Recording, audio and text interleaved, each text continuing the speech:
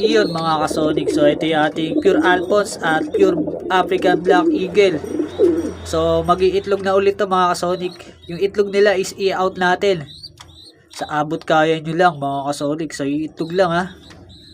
So pag nag-itlog yan ng dalawa at nagkaroon ng similya, pwede ko lang i-out yun at pwede nyo lang kunin kung gusto nyo pang umpisa. So ito isang YB nila, ayan. So itim na may puti sa pakpak ang nilabas. So yung una nilang YB na nakuha sa atin is pure black yun. So hindi pa nakukuha yung kulay ng tatay na blue bar. So puro itim pa nilalabas. So yan, mag-out natin yung mga itlog nila. So yung iba natin mga breeders ganun din. Mag-stop breeding na kasi tayo at i-condition natin para sa SDR breeding natin sa April.